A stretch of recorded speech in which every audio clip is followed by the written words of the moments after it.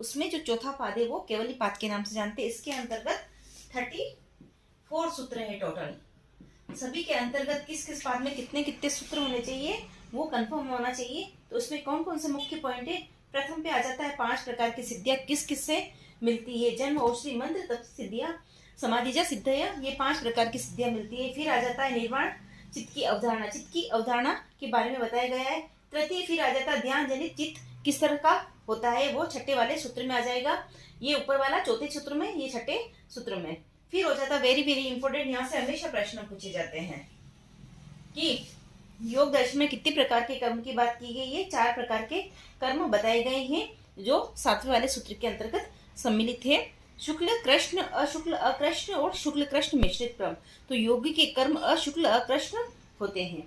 फिर आ जाता है 5वां वासना की अवधारणा। वासना कहाँ रहती है, उनका क्या स्वरूप रहता है। वासना नित्य बनी रहती है। ये 8th से लेकर 11th सूत्र तक इसकी बात की गई है।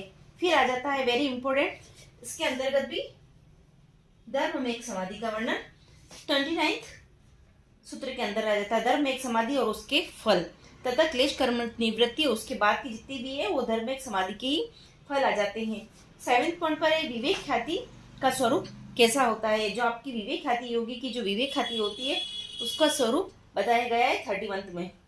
फिर 8th आ जाता है लास्ट, जो योग सूत्र का अपना लक्ष्य होता है केवल्य, केवल्य की प्राप्ति। सभी दर्शन का एक ही लक्ष्य होता है, केवल्य की प्राप्ति।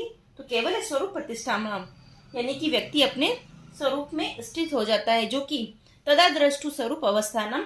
अपना योग सूत्र प्रथम पाद का तृतीय सूत्र यही पुष्टि करता है कि व्यक्ति अपने स्वरूप में स्थित हो जाता है।